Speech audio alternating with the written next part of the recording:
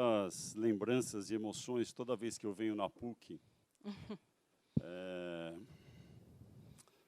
Final dos anos 70, início dos anos 80, ainda encontrei um amigo querido do movimento estudantil do início da nossa carreira de jornalistas, o Paulo Zocchi, que está ali, da FENAGE, né? Militante antigo do bom jornalismo. Então, uma emoção grande estar aqui na PUC. Lembro de todas as plenárias da UEE, depois da UNE.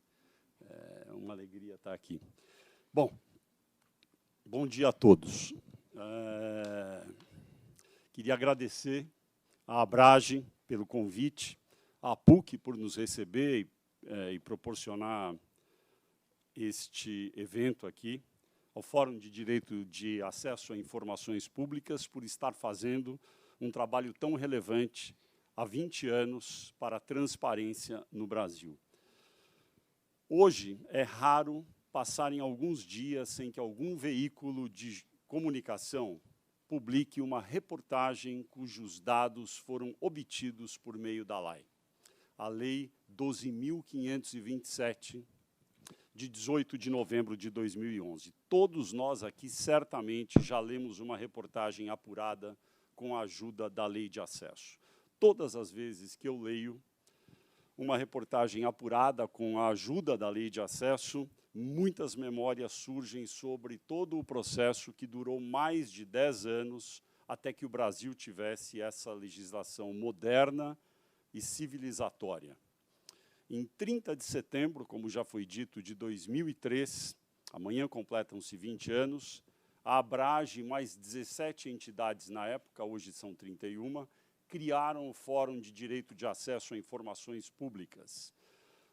Era um seminário em Brasília. Antes, o trabalho a favor da lei já era feito, já estava acontecendo havia alguns anos. O Fórum organizou tudo isso e foi fundamental no processo para acelerar a campanha a favor de informações públicas. Num dia como hoje, eu considero importante fazer algumas lembranças, e eu gostaria de mencionar o nome do jornalista e professor Rosenthal Calmon Alves, diretor do Centro Knight para o Jornalismo nas Américas, na Universidade do Texas, em Austin, nos Estados Unidos. Rosenthal foi um grande defensor e precursor no Brasil da causa a favor de uma lei de acesso à informação, ainda no agora longínquo período dos 1990. Então, é um trabalho que vem de muito tempo.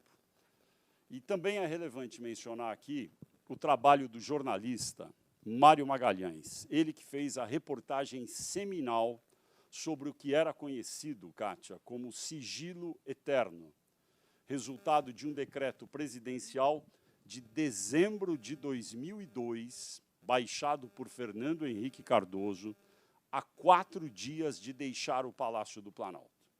Esse decreto, ele conhecido como Decreto do Sigilo Eterno, e ampliava os limites de sigilo de todas as categorias de papéis produzidos pelo governo federal.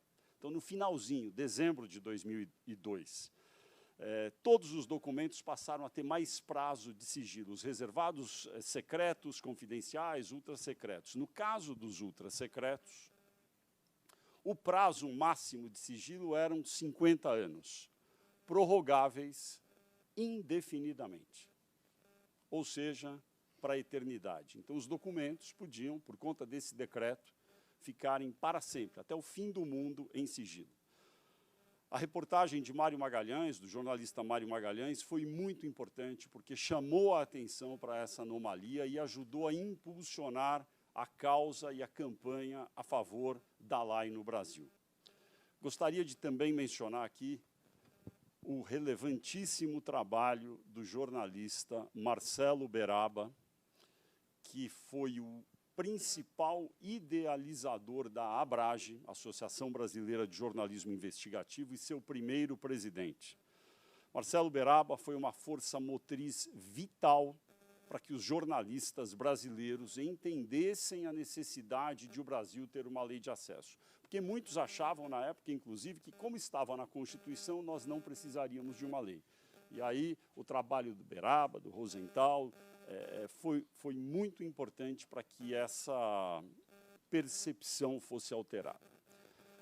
A partir do fórum, quase que por acaso e por uma circunstância geográfica, eu morava e moro em Brasília, coube a minha incumbência, nos primórdios da Abrage, há mais de 2 décadas, ser um dos coordenadores do Fórum de Direito de Acesso a Informações Públicas, junto com o meu amigo aqui, ao meu lado esquerdo, o professor Fernando Paulino, da UNB.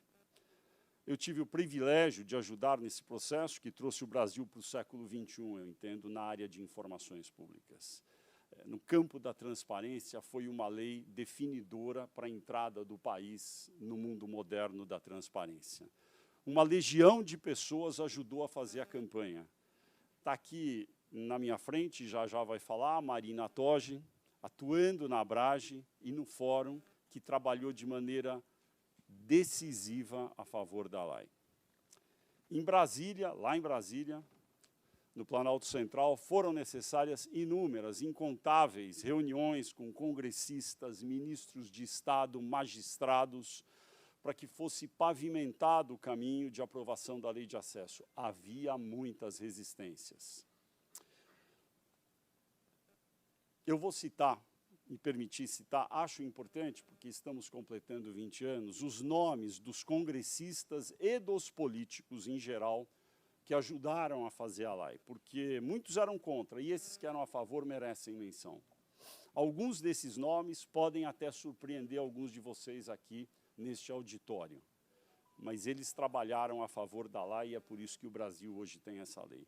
Então, num dia como hoje, eu vou destacar aqueles que eu listei, com quem eu tive que conversar e convencer e que ajudaram, e vou falar em ordem alfabética. Aloísio Nunes Ferreira, Antônio Palocci, Demóstenes Torres, Dilma Rousseff, Eduardo Braga, Fernando Gabeira, Gustavo Fruet, Humberto Costa, José Genuíno, Jorge Age, José Sarney, Mendes Ribeiro, Nelson Jobim, Pedro Taques, Reginaldo Lopes, Rodrigo Rocha Loures e Walter Pinheiro. Falei incontáveis vezes e me reuni pessoalmente com todos eles, que se engajaram, eles que representam todo o espectro político, talvez da direita à esquerda ao centro, e juntos ajudaram o Brasil até essa lei. Foi graças a eles e à sociedade civil, por meio do Fórum de Direito de Acesso, e de políticos, como eu disse, de todo o espectro ideológico, que a lei brasileira tem dispositivos modernos que não existem em outros países. Por exemplo, eu vou citar um. Os órgãos públicos no Brasil precisam listar e divulgar a cada ano quantos documentos foram classificados, dar um código a cada um deles e dizer quando estarão disponíveis para leitura. Essa determinação permite que a memória não se perca. Afinal, vamos pensar, quem se lembraria de pedir acesso a um documento daqui a 15 ou 25 anos, um documento classificado agora para ficar em sigilo por esse tempo? Ninguém. Infelizmente, é óbvio, há um longo caminho ainda a ser percorrido. A lista anual de documentos federais classificados não tem sido feita de maneira proativa, apesar de a lei já ter mais de uma década, e a lista não é nem apresentada de maneira centralizada e organizada. Quando se trata de governos estaduais e municipais, o problema tende a ser mais dramático e maior. Apesar dessa necessidade de melhorias, é necessário reconhecer também o quanto foi possível avançar nesse tempo. O Brasil hoje tem uma lei, ele não tinha, hoje tem. O Fórum de Direito de Acesso a Informações Públicas está fazendo 20 anos. Eu espero, Kátia, que a gente não tenha que esperar mais 20 anos para que a lei seja plenamente aplicada e cumprida em todas as instâncias de governo no país. Por essa razão, o trabalho do Fórum seguirá sendo fundamental. É bom ser, como se diz, pessimista na análise, mas sempre otimista na ação. E foi esse o espírito, Paulo Zocchi, que nos levou a criar o Fórum há 20 anos. muito pessimismo sobre a situação, mas muito otimistas na forma de agir para chegar onde a gente chegou. Eu queria concluir agradecendo pelo privilégio de ter sido, de alguma forma, útil e ajudado, ainda que modestamente, nesse trabalho tão nobre que é o de aumentar a transparência no Brasil. Agradeço novamente à Abrage, em nome da sua presidente, a Kátia Brembati, por ter organizado este evento hoje. Agradeço, por fim, à jornalista Mariângela Gallucci, minha mulher, e aos meus filhos, João e Miguel. O apoio deles foi e é determinante em tudo que faço na minha atuação como jornalista e também na campanha a favor da Lei.